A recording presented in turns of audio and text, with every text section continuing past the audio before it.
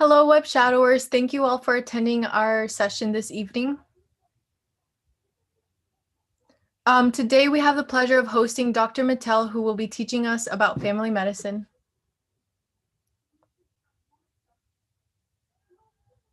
And as always, please remember that the Google form will be posted in the chat box and in the description of this video. With that being said, Dr. Mittal, you may start whenever you're ready.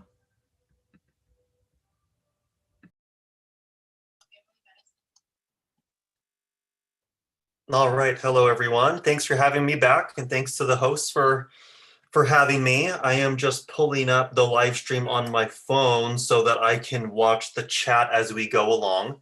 I will be monitoring and answering questions as I go along. I do have some slides put in to answer questions as we go along, but I want to keep this super casual, super informal, as per my usual ones.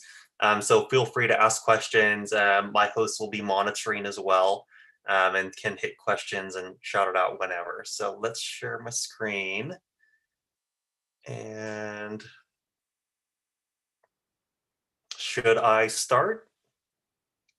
Yes, thank you. Okay, sounds good. So I'm going to be focusing, I'm actually doing a two-part series today and then next Thursday as well. A similar time talking about ultrasound. I'm going to try and make it, again, more from a family medicine standpoint. I know you guys have had different people do so many specialties have done talks. I'm sure ultrasounds come up here and there, but I wanted to just really focus on it. I didn't want to make this about the basic physics of an ultrasound machine, right? That's boring. No one wants to hear that. So but I do want to introduce you into some of the basic terminology, concepts, etc. So I want to make it primarily case-based, and then for each one, I'm going to throw in some terminology and some basics of ultrasound with each one that seem to be more relevant. So with that being said, let's get started. A little bit about me from my previous presentations. I went to school in Southern California here at the University of California, Irvine, as a biology major. Went straight into medical school after that at Touro University in Northern California. Went into family medicine residency at one of the Baylor programs near Austin, Texas, and currently work as an attending in Southern California at Kaiser Permanente. Disclosures, nothing. These are just case examples only, no real patient information, and I have nothing else to disclose. So objectives, like I said, this is a two-part series. I'm going to go through 5 different cases today, and hopefully we'll see how the time goes. I may put in less or more for next week, depending on how we do in getting some different cases then. But I want to talk about ultrasound uses in different parts of the body, and just again, like I said, the basics of ultrasound here and there, sporadic throughout each of the cases. I do want to say this quote. I've heard this recently, and I think it applies to not just the use of ultrasound, but also medicine in general, that independence is not so easily obtained. I started doing ultrasound research clinically as an undergraduate student almost 10 years ago now. And, you learn so much about it. And when you're fully immersed in it, you read so much on these theories and you watch shows and podcasts and blogs and live streams of people doing it, and you see these pictures over and over and over again, and you want to just say, you know what, I think I can do this. Yeah, I feel like I know what the image is going to look like. I think I could do this in real life. I think I can do this without someone standing over my shoulder and watching me scan these patients at the bedside. We call it POCUS, or point of care ultrasound. But you'll find that, and I'll explain this more a little bit later. You'll find that it's not so easy in person as people may think, and I think that's just what medicine is like in general, as you'll find, as I hope you all find when you get through this path. There will be times when you're going through med school, end of med school, beginning of residency, where you think like, oh my gosh, you know what, I have seen a few of these cases now for whatever subject. I really think I have a good handle on it, and I promise you don't. So you get very eager of, let me do it. I can handle it. Let me do this on my own. But it's not so easy, and it takes practice. And so just always keep that in mind, that practice makes perfect, and you trust in the system, you trust in the process, and you will get there. As someone who recently got there, I can tell you that you will get there. So that's my little quote. First one, let's talk about ocular ultrasound, or ultrasound of the eyes. So our first case, a 40-year-old healthy male presents to the urgent care clinic after being hit in the face with a baseball while he was coaching his son's game. After impact, he had immediate pain in his right eye and vision loss. It did not resolve after a few minutes, so he was driven to the nearest urgent care. So obviously, we're talking about ocular ultrasound. I'm gonna, obviously there's something going on with the eye there. Various types of things that can happen to the eye. We talk about eye emergencies or ocular emergencies. Whether you're a family medicine person who sees someone walks into their clinic, or you're working in an urgent care, or you're a family medicine doc or an ER doc working in the ER and you see someone come in, various types of eye emergencies. And I'm not going to go over everything. I just want to touch base on a couple of different things that can come up that we can screen for and scan for with an ultrasound, which is pretty cool. So again, young, healthy male hit in the face with a baseball, trauma to the face, having sudden, pain and vision loss in the right eye. So we can do an ultrasound. Later on, I will talk about different types of probes and whatnot. The one that we typically use, there are some that are, very specific. You talk to an ophthalmologist and they will have it looks like a little cylinder, and it's a ocular probe. But traditionally, what you see in family medicine clinics, urgent care, and in the ER, if you're an ER doc, you'll have a high frequency linear probe. Looks like a little rectangle. And high frequency, meaning it's good for superficial structures. And this is basically what you will do is you'll have the patient lying down. You'll put the ultrasound gel over their eye with their eye closed, obviously. Sometimes you can put, some layer of protection over the eye, whether it be Tegaderm, some level of, transparent bandage type of thing. And you want to use a lot of gel. And I say that because, and again, I'm not going to get into the deep physics of ultrasound and, sonar and all that jazz, but the gel is the medium by which the frequency leaves the probe, goes to whatever structure and reflects back to the probe to create the image on your screen. So with eye emergencies, generally you want to avoid putting pressure on the eye. You don't want to stick that probe down on that person's eyelid and you're pressing hard. If there's something going on with their eye, you don't want to do that. So you want to have a nice big cushion of lots of gel to, again, avoid putting pressure on the eye.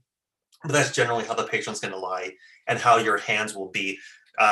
Notice that, you're holding it between the probe between your thumb and index finger. But if you can see his fourth and fifth digits are resting on the patient's nose, sometimes they can rest on the patient's forehead, and the what we call the thenar eminence can rest on the patient's face to help stabilize, to give you some level of support, so you have good control over how you're holding the probe. First one we'll talk about is globe rupture. So on the left, I know it's slightly blurry, sorry about that. You have a picture of what a normal eye ultrasound will look like. Going from top to bottom, when you have your probe on a structure, usually the structures at the top of the screen are the closest to the probe. Everything on the bottom of the screen is further away from the probe. So as you look here on that picture on the left, right on top, I know it's very grayscale, and this is maybe many of your first time looking at an ultrasound. You have the subcutaneous tissue in the eyelid, basically, and then you look down and you have the cornea, the anterior chamber of the eye. You can see the lens, you can see the iris, you can see the vitreous chamber, which is the main, huge middle of the eye. You have the retina in the back, and you see this little shadow right in the center at the bottom, and that is the optic nerve. So those are the basic main structures of the eye itself on the normal. Now, obviously, that looks vastly different than on the right, which is the globe rupture. I mean, the globe, referring to the actual eye itself. As the name suggests, you have ruptured the entire globe, and that vitreous body is just strewn with all sorts of debris, and it's all sorts of messed up. Again, I'm not going to go into pathophysiology of globe rupture. I'm not going to go into how you would triage this in an ER and what an ophthalmologist would do. That's not the point of it. The point of it is, this is what a normal eye ultrasound looks like, and this is essentially what you would see with a globe rupture in that scenario, and that's something that can happen. I have seen a couple of these myself in person. It's fairly obvious. I mean, that you'll see it. If it's there, it's obvious, and again, you will see it. The other thing that can happen is something called a vitreous hemorrhage. Again, that normal picture on the left. And if you look on the right, again, it's subtle. And most things in ultrasound are quite subtle. Again, like I said, it's very grayscale.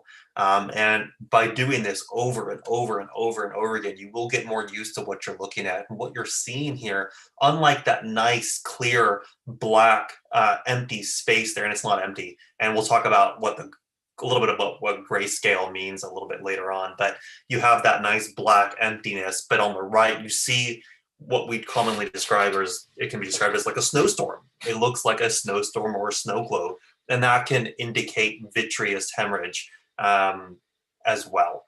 Before I go on, there was a question up here. As a family medicine doc, do you actually perform the ultrasound, or do you get the results? I wouldn't think ultrasound would come up that often for this specialty. It actually does come up quite often.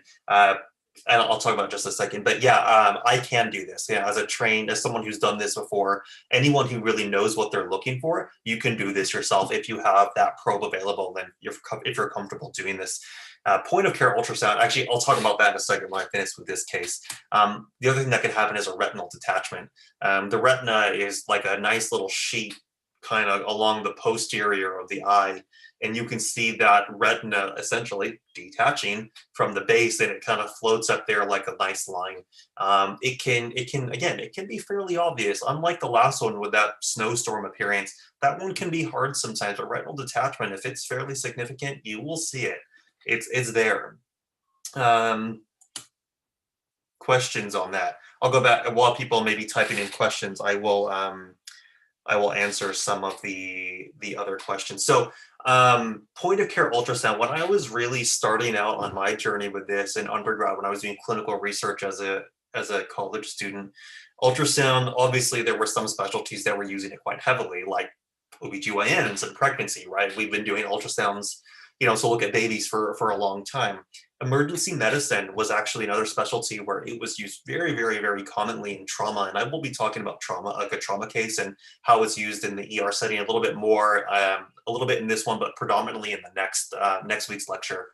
But again, 10 years ago, this is when it was really starting adapting, and it was really gaining popularity, and more specialties were going to be using it and advancing their how they were using it in their field. So yeah, in family medicine, it's become very, very hot. And one of the things, similar to an ER doc, but unlike a specialist, you can see a variety of different things that can happen. And with your knowledge of family medicine, doing pediatrics, OBGYN, endocrinology, cardiology, emergency medicine, orthopedic surgery, sports medicine, general surgery, vascular surgery. I mean, you do all of this as family medicine. So having that wide base of knowledge lets you have a wide basis for where you can use an ultrasound in, which is really cool. Let me see. Are all of these diagnoses what the patient has or what the patient actually has? Again, these are just made up cases in a scenario. All of those scenarios could have been what the patient had. Are there any less common things that the ocular ultrasound can identify? Yeah, there's so many different things. And like I said, this has become increasingly popular, and so popular over the last decade, especially in the last 5-7 years. There's tons of literature out there and so much stuff on the internet. Emergency medicine, ophthalmology, family medicine, especially these, you'll see if you just look up ocular ultrasound, there's so much literature out there, and it's very easily accessible. So you can look some of those things up. Why would the patient be sensitive to this and doctor and not an ophthalmologist? Many specialists require referral. So this one came into urgent care. So, the scenario, he was at a baseball game and there was an urgent care nearby where you'd be working as a family medicine doc potentially. And that's where they just go because they just need to be seen right away because they're scared. So, it can be seen anywhere. And at this point, if I saw any of those things, I would be calling ophthalmology on call right away. Let's see. Can ultrasound detect something lodged in the sclera? Yeah, you could have foreign bodies that can be seen on ultrasound as well.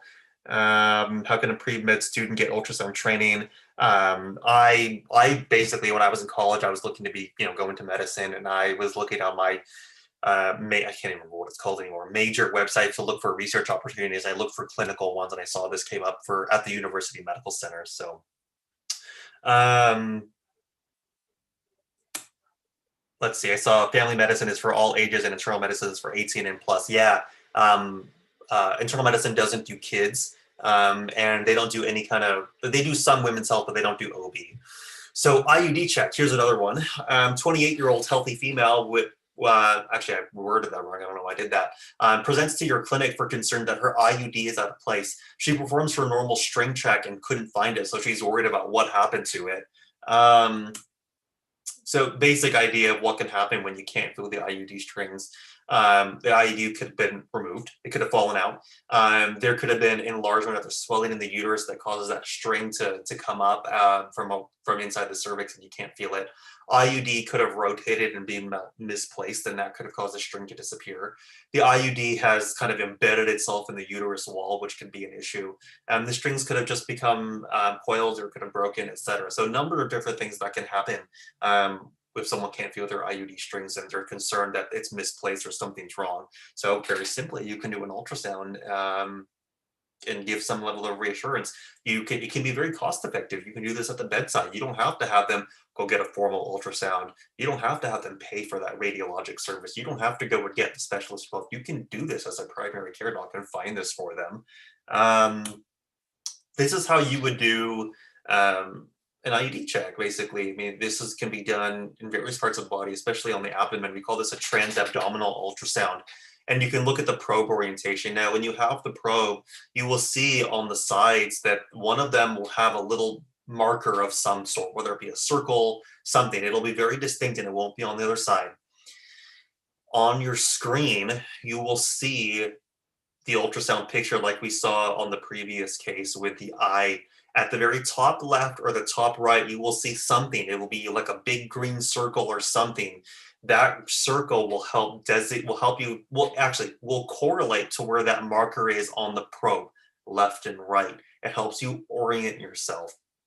And does it really matter? No, but ideally you would want those things aligned, meaning if you're like on the first picture with a transverse view or placement of the ultrasound probe, ideally if the marker on the screen is on the left, you want the marker on the probe to be oriented to the left as well. If your marker on the probe was to the right, it would be inverted, meaning if I was to slide my probe to the right, the screen would move to the left. Does it really matter? No, as long as you're aware of that and you know what you're looking for and realize that, it doesn't matter. But it can be helpful, especially as you're starting out, to have the orientation aligned. So you can have a transverse view and a sagittal view.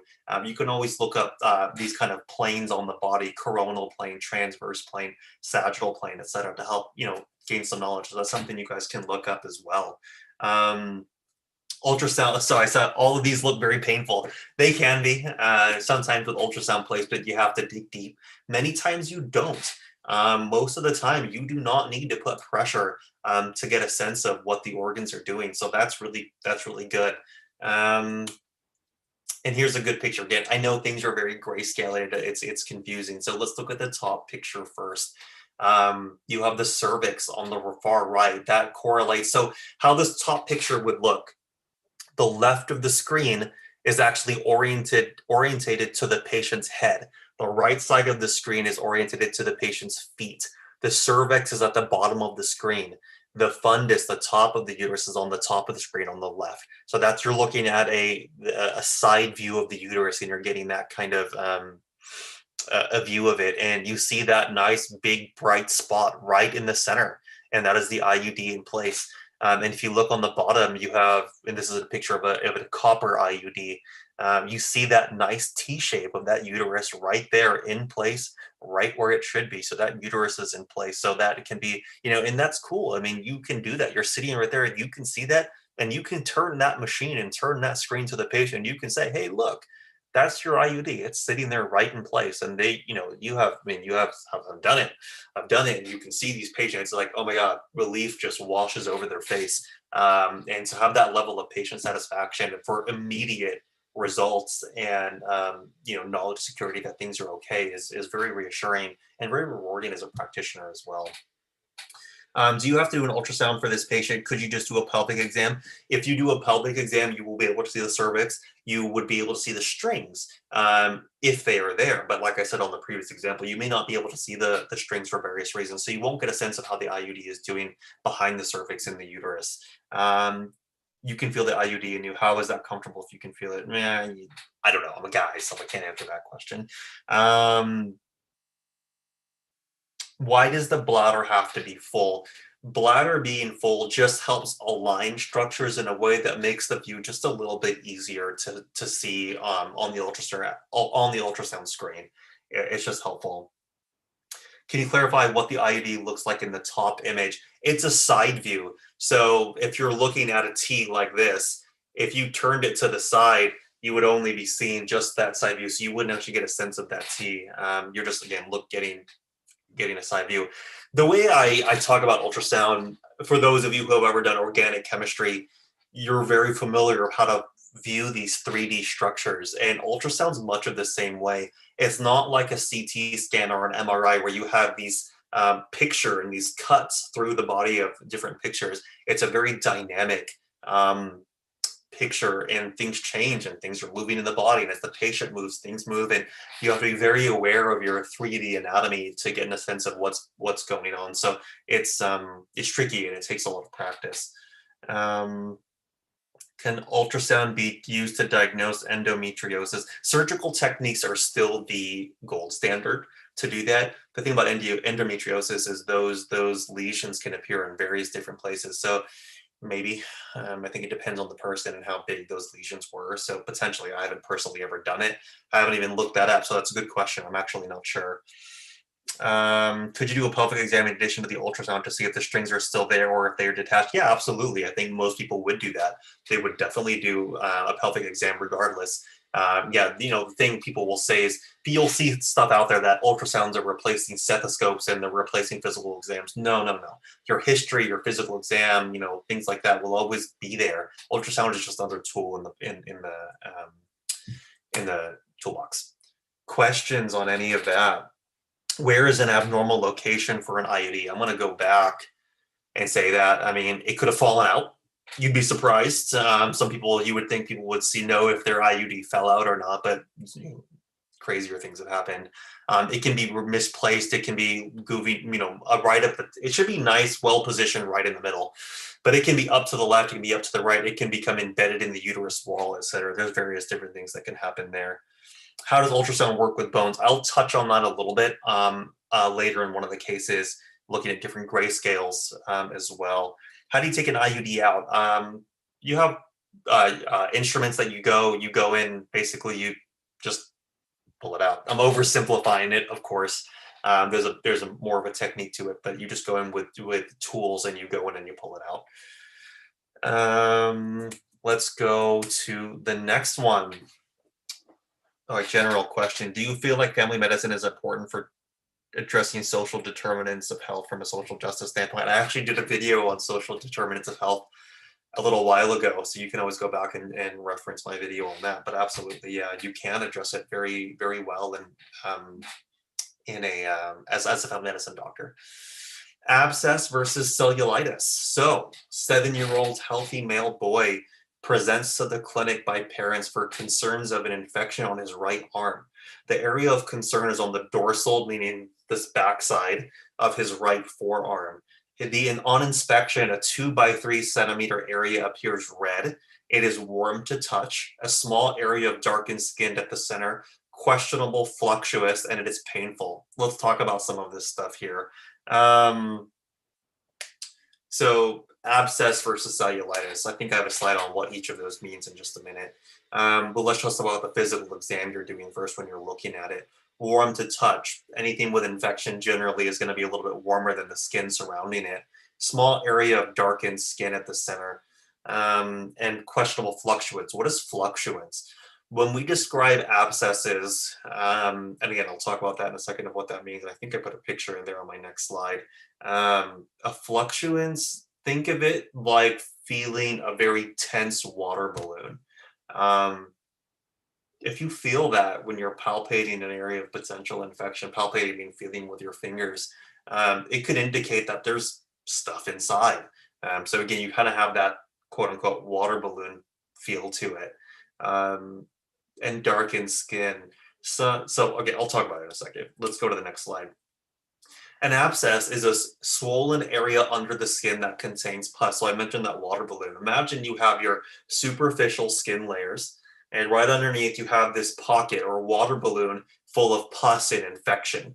As opposed to cellulitis, which is inflammation or infection of the subcutaneous skin layer. So above that, in the skin layers, you have infection there.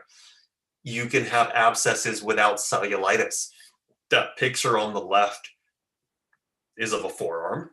It's questionable, right? Is that just an abscess underneath the skin, or is there cellulitis on top of that? As opposed to on the right, that looks predominantly more like a cellulitis, a superficial infection of the skin over of a semi-large area of the wrist there. But it doesn't have that big bulky area like that picture on the left that could represent an abscess. So, it's not always straightforward. Again, you can have an abscess with cellulitis as well. You can have an abscess without, you can have a cellulitis without an abscess. And it's not always clear. Ideally in a perfect world, you'd feel that fluctuance on an abscess when you felt it, but sometimes that area can be very, very hard. The skin can be rock hard. And it's hard to know, is there an abscess there or not? Or is this just cellulitis? And to cut or not to cut, that's the question, right? So in an abscess, if you have that water balloon, that pocket of infection sitting underneath the skin, how do you treat it? Well, you cut it. You numb up the skin, you put a scalpel down, you cut it, you make an incision, and you drain out all that fluid. And that's how you treat an abscess. When you have that water balloon, when you have that pocket of infection, those walls of that abscess really make it hard for oral antibiotics or antibiotic pills to penetrate that, to get that infection. So again, generally the treatment for an abscess is you make an incision, you cut, and you drain out that fluid.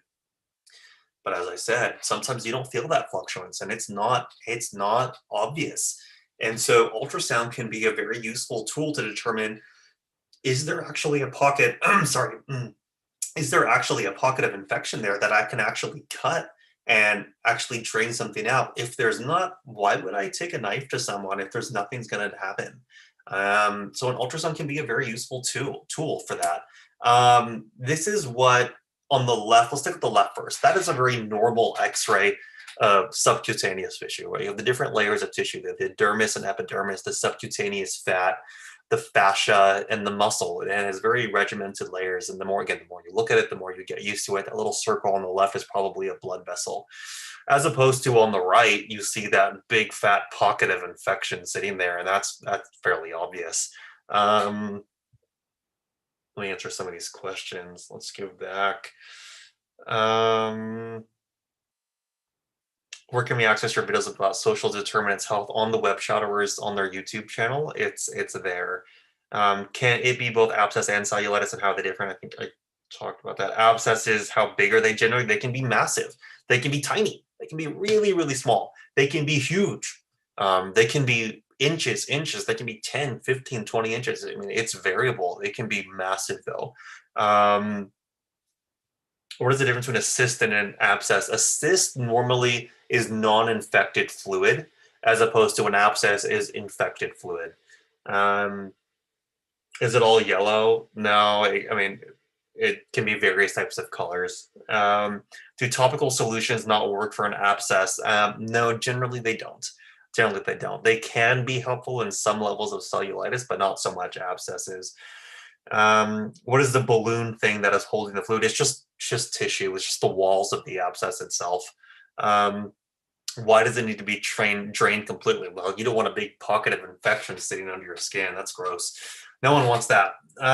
Can we use antibiotics to treat abscesses to relieve the pain? Some people do. It depends. Because as I said, sometimes it's not a clear picture, and sometimes you will, in addition to draining it, give antibiotics, especially if there's a cellulitis on top of the abscess. You will generally give oral antibiotics for that as well. Is ultrasound considered the gold standard? No. I mean, technically, if you don't need an ultrasound to do it. You can just do it. But it can be very helpful, especially if the picture is not quite clear. If the abscess is painful, is there other imaging you would use? Well, it depends, right? If you're suspecting that someone has an abscess really deep in their abdomen, you're not going to get that with an ultrasound. That's maybe not be the best picture. You might want to do a CAT scan or a CT scan with contrast to find it. So it depends on the place of the body to do it. If it is not completely drained, would it grow again? That's a good point. It's a good question. I like that question because, yeah, generally they do. With a cyst or an abscess, you can go in and cut out the whole abscess, not just drain it, but cut out the walls of that. Generally, the body likes to fill cavities. So if you drain it out, sometimes, and you don't do anything, it may clear up. So this is an important point about abscesses. You have your superficial skin layers, you have the pocket of infection underneath. You make a small cut, and the cut can be tiny. It can be really, really small. You don't necessarily need a big, huge incision to drain out that fluid, but that pocket is empty now. Let's just say you drain everything out and it's empty, right? There's a chance that that skin incision will heal before that pocket closes up. It'll generally close from the bottom up. And so what if that skin closes and now everything, as it's healing slowly, the body's trying to fill that cavity with all this junk. Now, if that skin is closed on top, it has nowhere to go. So what we commonly do, depending on how big the abscess is you pack it. You have this gauze, medicated gauze, whatever, that you basically what's called packing an abscess. So you drain it out, you put all this packing in there, and you have to go through wound care. And you, as a primary care doc, we do this for our patients all the time. You have wound care clinics, general surgeons do this all the time. You pack it, you have them come back a few days later, you check on it, you remove the packing, you get a sense, you can probe the cavity to see if it's healed up a little bit, you repack it, and you just let it heal from the bottom up without letting the skin come up on top, and you leave a little bit of that hanging out on top so that the skin doesn't close. Can these be life-threatening? Yeah, it can be. I think to answer that question, does it go away on its own? Sometimes, if it's small enough, sometimes the body will kind of just take care of it. What causes an abscess? So you can get a cut on your skin and then it just gets deep and then causes an infection. Various things can happen. Some people are just prone to getting abscesses. They happen on various types of areas of the body. You can have a simple skin abscess. You can have pilonidal cysts. You can have cysts in the buttock region, on the back region, axillary, and the armpit cysts. It can happen in various types of places. So you normally have to pack the wound for a while. It just depends on how big the abscess is. Sometimes you do, many times you don't. So I think it's just variable depending on how big the abscess is or how extensive it is. Do cysts look like abscesses in ultrasound? Yeah, they can. They can very commonly. Why is abscess spelled so weird? I have no freaking clue. I probably spelled it wrong on the PowerPoint. Abscesses can form anywhere. Really, they can form anywhere. Cellulitis, on the other hand, again, that's the normal picture on the left. You see on the right, those skin layers are looking quite different. What we call it is cobblestoning. Kind of looks like a cobblestone street, right? Personally, I don't think that I've seen cellulitis look perfect cobblestoning like that on an ultrasound.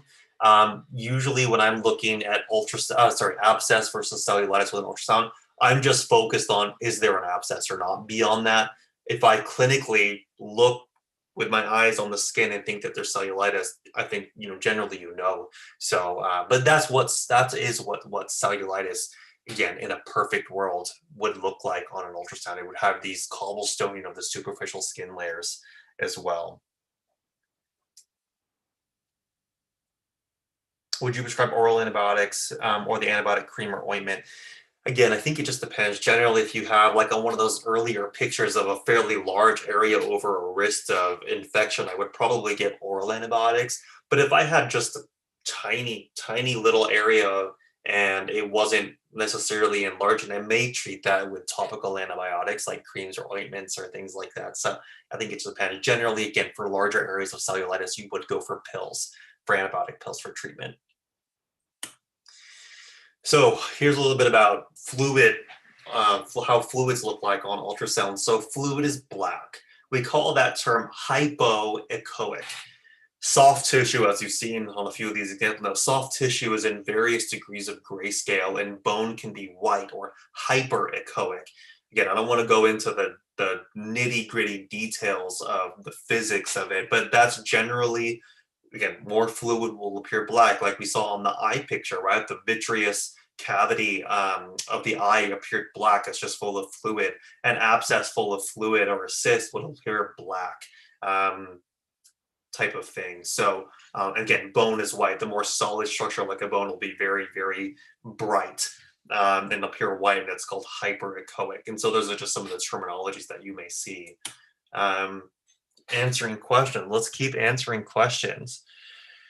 What is the bottom darker layer in the right picture? Honestly, I have no idea where on the body this is. It looks like some area of bone, probably. That see right there, right? That area of bright white could indicate some level of bone. Some of the very thick layers of fascial tissue can appear white as well. But yeah, very bright white objects like that can be bone. So that can, I just got this picture of what cellulite looks like, so I don't know where on the body it is. All right, next one. Renal ultrasound or kidney ultrasound. A 60-year-old female with past medical history of diabetes, hypothyroid, hypertension, and newly diagnosed primary hypoparathyroidism. I think I meant to put hyperparathyroidism there, sorry. Presents to the ER for a few hours of right flank pain. Flank is, if you can see my camera, is right here. That's where your flank is. So right flank pain, abdominal pain, and blood in the urine.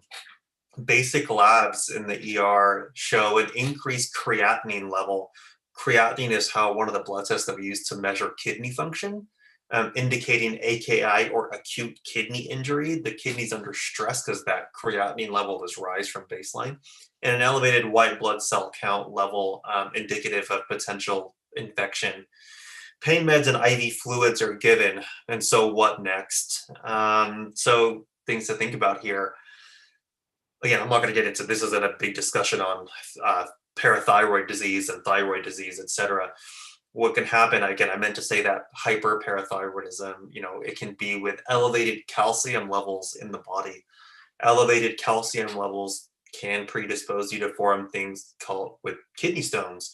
Various types of kidney stones comprised of different material. One of them is like calcium oxalate stones, as opposed to other things. But the way I'm getting it here is, based off the history, and you see in the chart that there is a parathyroid disease, meaning there's probably some level of high calcium in the body.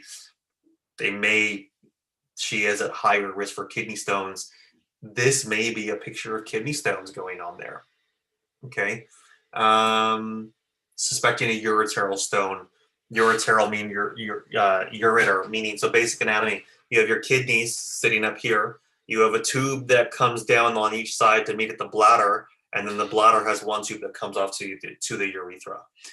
Generally, stones in the kidney and stones in the bladder are not super painful.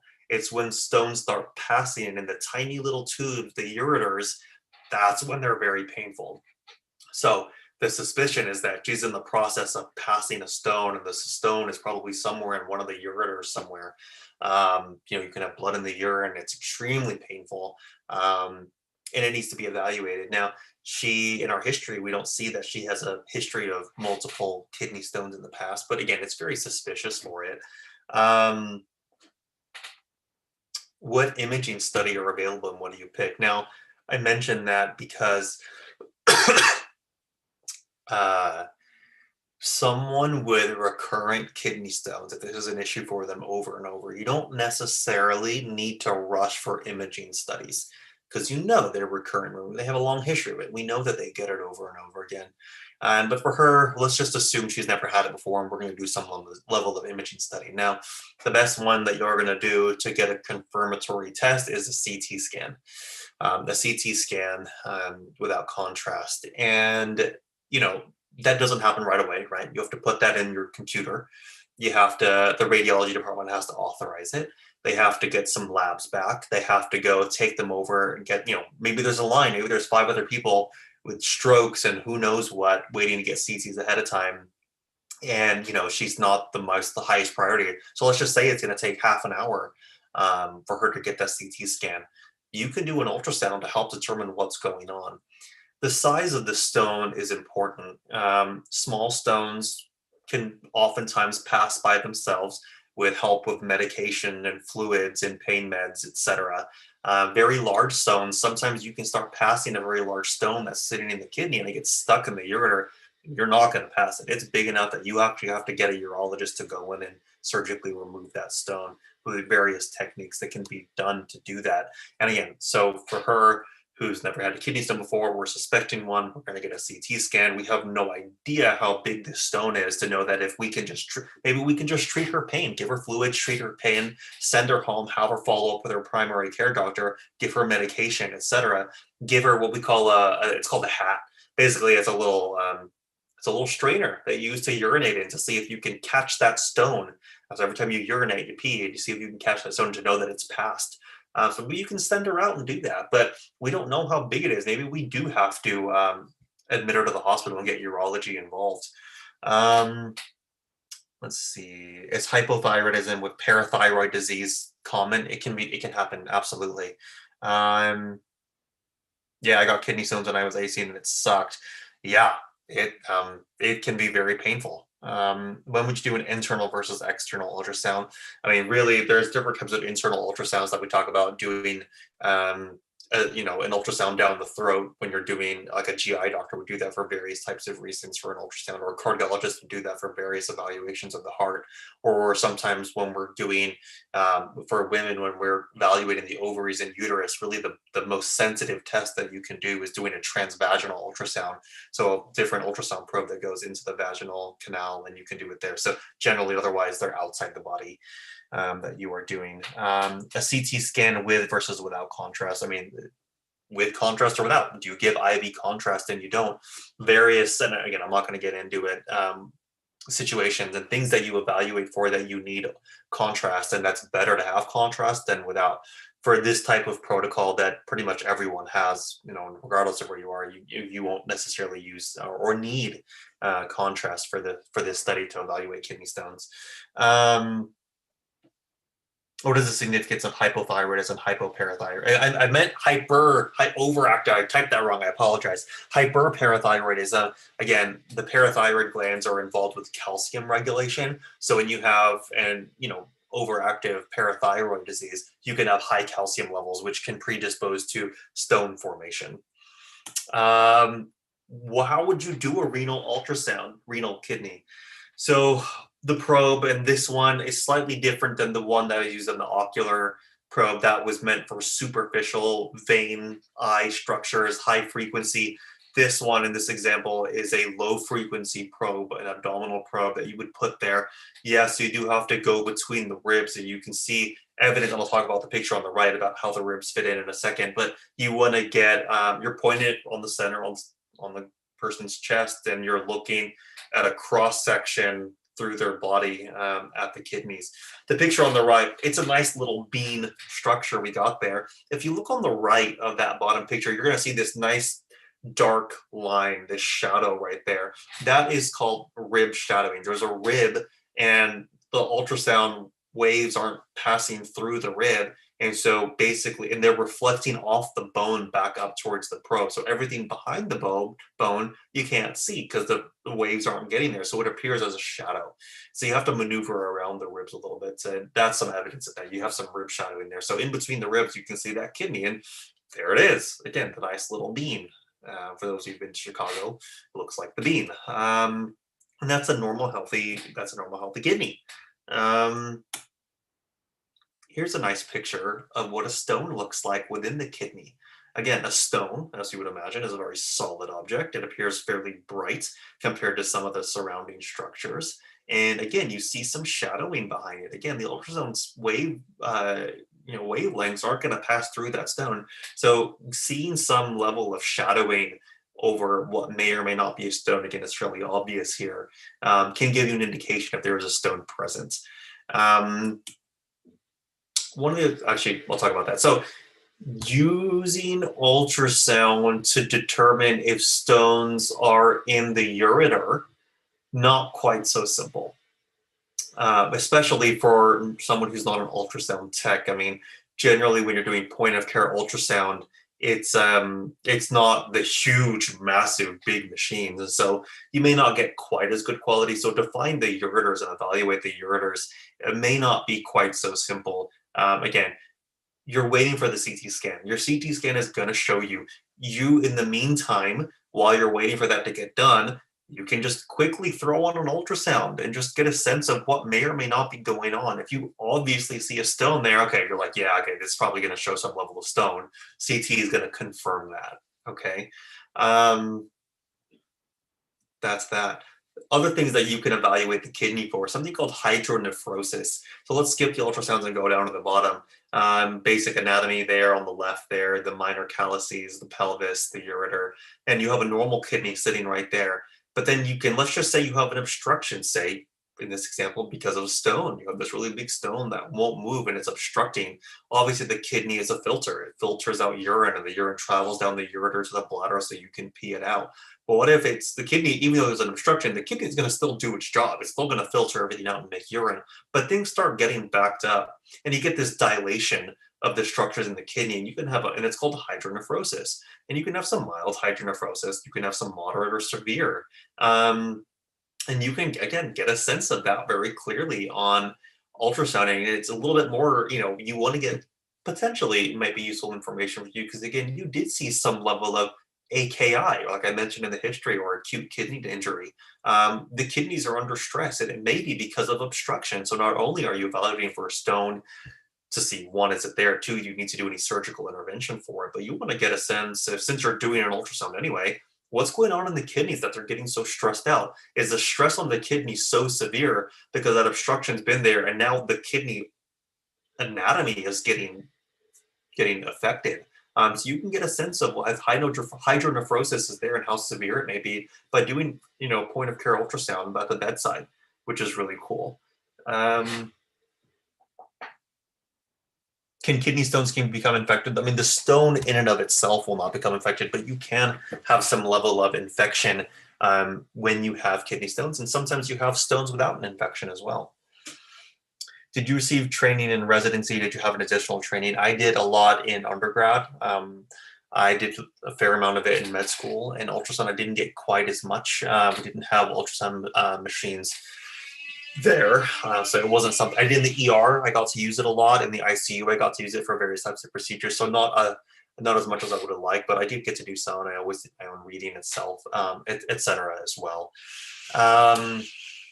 So questions on that. I mean, that's some of the basics of renal ultrasound and some of the things you can do regarding that specific case with an ultrasound, regarding a potential stone and, the hydronephrosis. Again, obviously there's tons of different kind of pathology out there.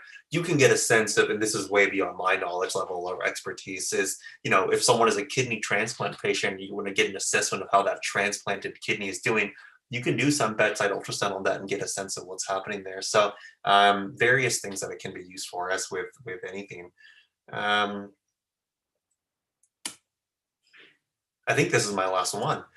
Ultrasound of DVT. A 35-year-old healthy male who was recently diagnosed with COVID-19 comes to urgent care clinic for worsening symptoms, including right leg pain and swelling of the right leg, as well as chest pain and shortness of breath. His vitals are stable and he is not hypoxic. You suspect a DVT and a PE. DVT meaning deep vein thrombosis, and PE meaning pulmonary embolism. Blood clots, long and short of it, in the leg and in potentially the lungs. Pulmonary embolism, pulmonary lung embolism. Again, I'm not going to get into the depths of detail on anatomy and physiology and pathology of DVTs and PEs. That's not the point. Pulmonary embolism, embolize, right? I mean, let's just say you go on a long flight and you have a clot in your leg because you weren't moving, and a piece of that breaks off and travels up to the lungs. That is an embolus, so pulmonary embolism. Can commonly happen because of a clot that starts up in the leg. So why did I put that his vitals are stable, that he's not hypoxic? Well, he's coming to urgent care clinic, right? You're not in an ER. You're not going to go intubating people and doing stuff in an urgent care clinic. But clearly this guy has something wrong. He's not hypoxic, and his vitals are stable, meaning this is not a immediate life-threatening emergency, and you potentially have the tools to work him up, including CT scan and ultrasound.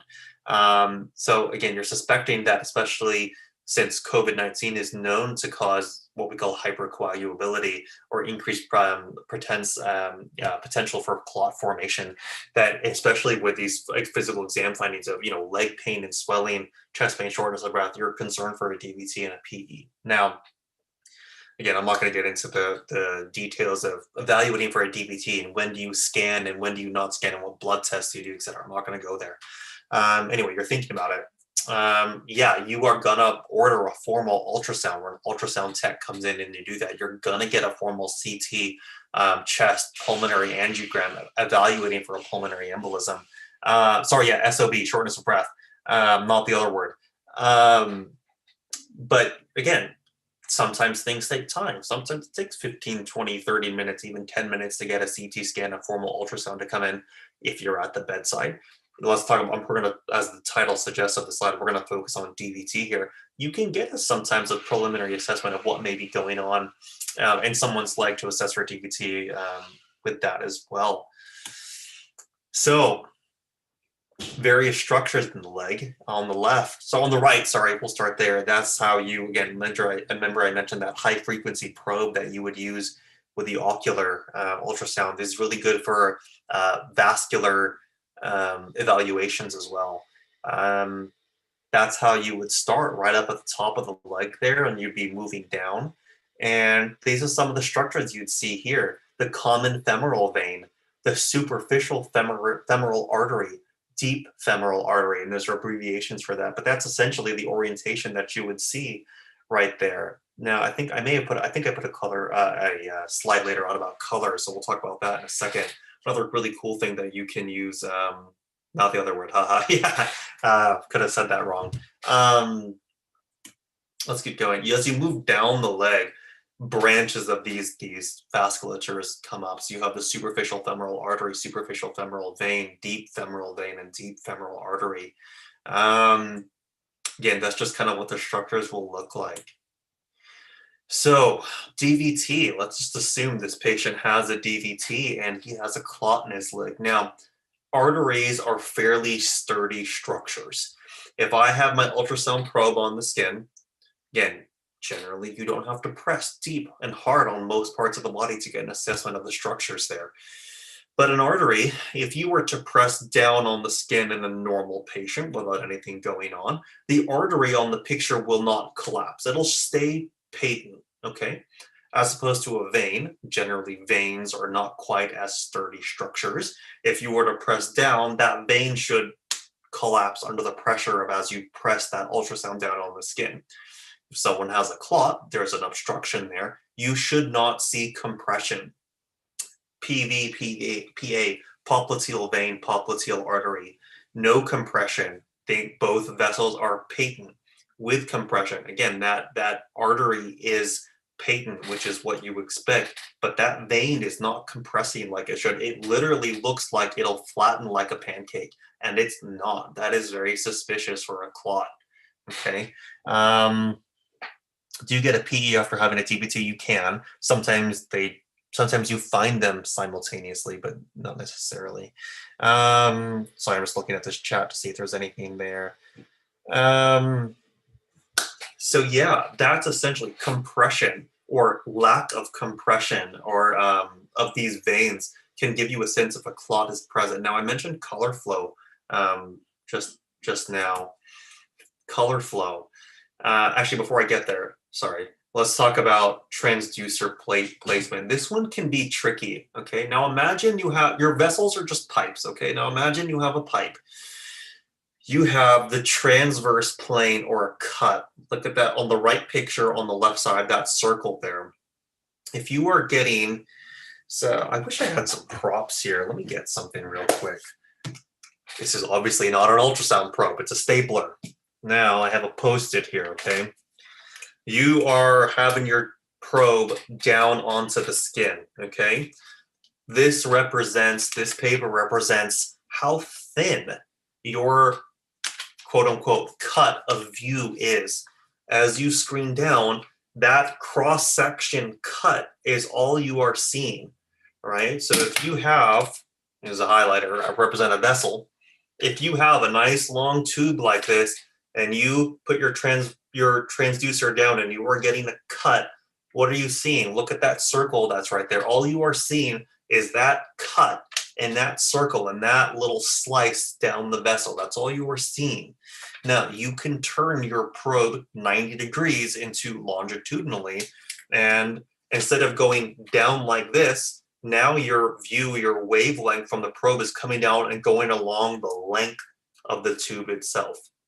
Meaning you get, obviously, it's the full width of the tube. You're only going to get a slice in that direction. But look at that picture on the right. Now you see this nice, long, different longitudinal view of that vessel.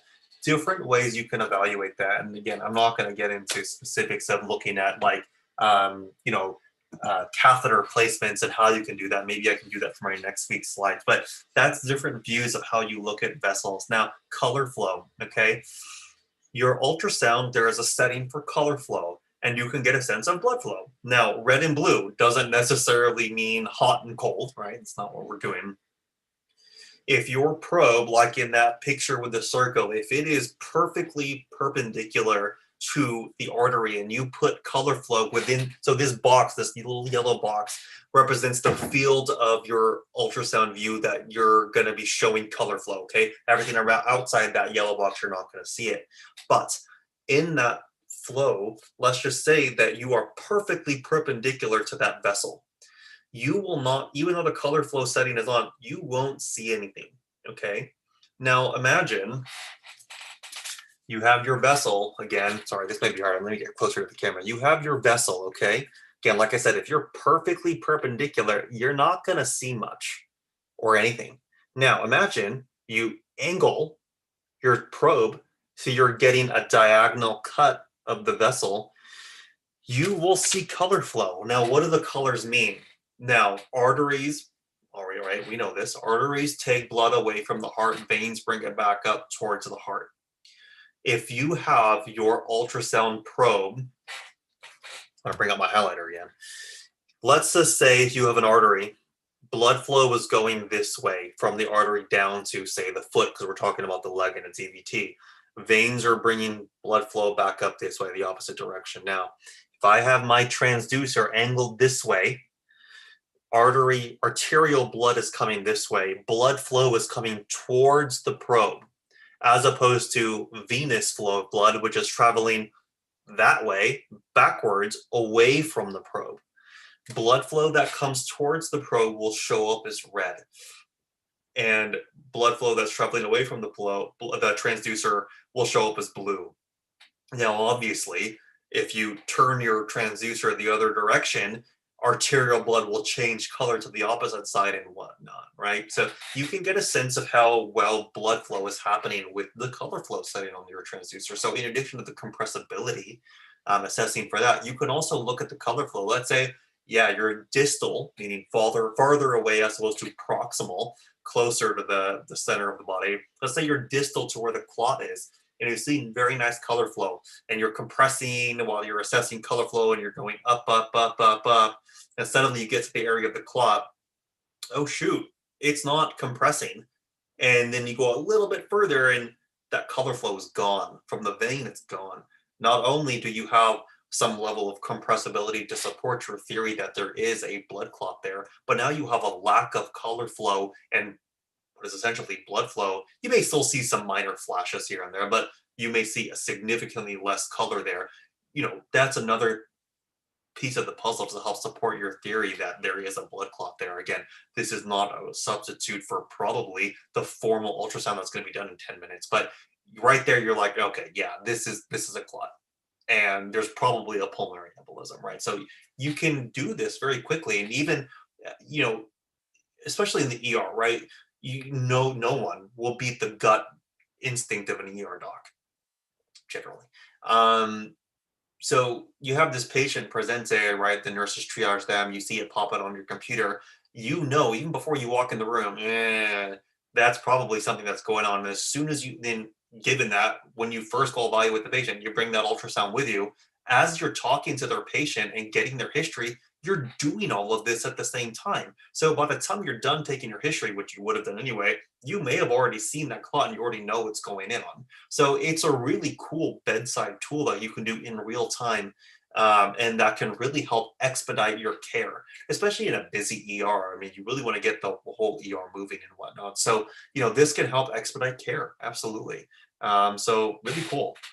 Let's see about some questions I may have missed. Maybe not too much. Not much. Questions. I think that was my last slide, and I'm coming up on the hour mark. What questions do you guys have about that case or any cases at all, or just about ultrasound in general? Again, remember, I am going to do another session next week talking about a number of different other things. Next week might be a little bit longer, just because I have a little more complicated stuff there, especially one of them in particular. So, any questions on anything?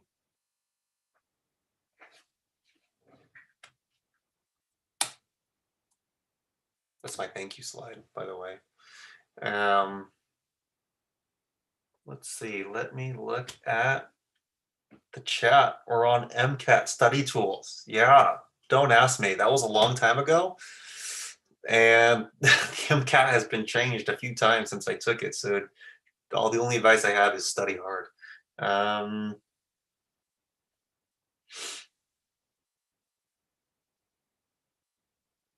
How do you get used to differentiating the structures? Well, right, you have lectures. You look up. You read. You read a lot. You look up stuff, and it's practice, practice, practice, practice. Ultrasound is all about practice. So the more you see, the more you'll do. Lots of thank yous. You're welcome, everyone. It's a subject that I like a lot. I'm by no means a big expert on it, not even close. But it's something I'm really passionate about, and I've been doing it for quite a while. Got to do a lot of bit of teaching with it. In med school, I helped set up the ultrasound curriculum for my med school there as well. So really, really fun subject. Are patients typically more open to ultrasounds than other types of scans? Yeah, I mean, it's really cool because there's no radiation involved. It's real time. Patients can see the screen, and it's very satisfying for them to look at that stuff, and you explain it to them. So really cool. What's your favorite part about family medicine? Depends on the day. I do like the continuity of care. It's fun. It's fun. I also work as a hospitalist in the hospital where I work. I said that was very repetitive. I work as a hospitalist as well, and generally when you see people in the hospital, then you discharge them. Oftentimes that's it. You don't really get to have a chance to follow up on them or see them, but oftentimes I will get to see those patients again on the clinic side. So that is really cool. So that continuity of care and just the variety, like you saw in here, you do pediatric stuff, you do infection stuff, you do cardiac stuff, you do OB stuff. I mean, you do so much. So the wide variety is what I really enjoy as well. How is it being a DO? Same thing as being an MD. It's same stuff. It's all good. I like it. Let's see. Tips on med school burnout. It's gonna happen. Find a way to not get burnt out. Get some friends. Suffer together. Get some hobbies. Don't ever lose your hobbies, or try not to lose your hobbies too much. And it's part of the process, learning how to do the work-life balance. Absolutely. It's hard. What made you choose MD versus DO? DO school is where I got in. Would not go back and do anything differently. It's been fantastic.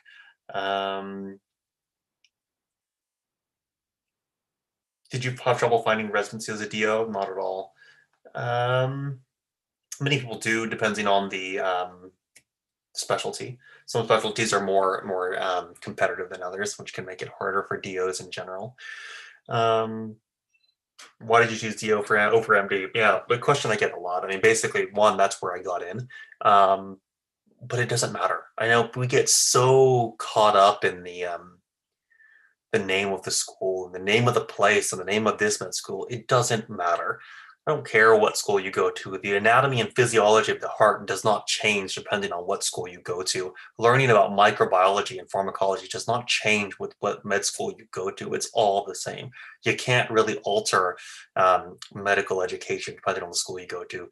Like you are now, a lot of you are college students. Do you care where someone went to elementary school? No, of course you don't.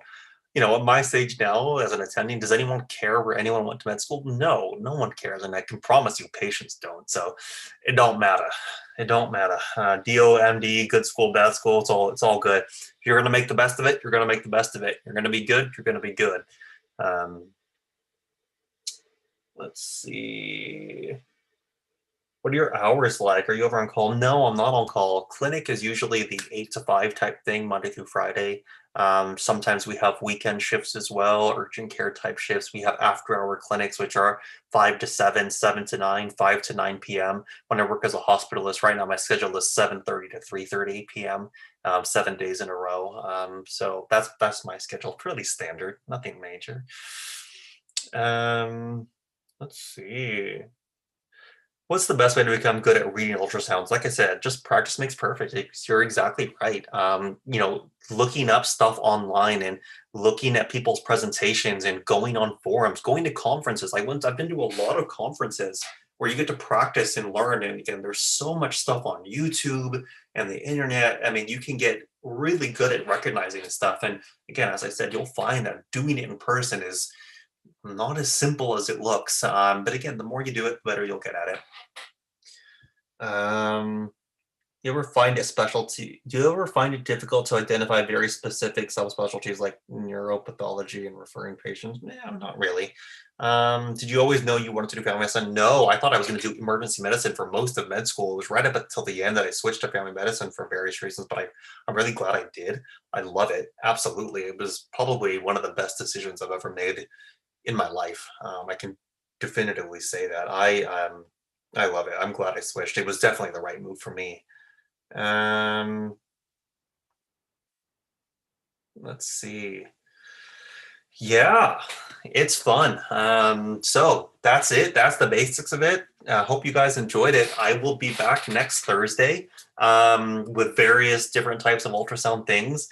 If you have any questions, you can message me on Instagram. You can email me. That's my email below. My email is linked to my Instagram as well. You can find that there. You can look back at this PowerPoint later and look up some of the stuff that's here. I really do encourage you to do that. Again, like I said, there's so much literature out there on ultrasound stuff. So definitely go back and take a look.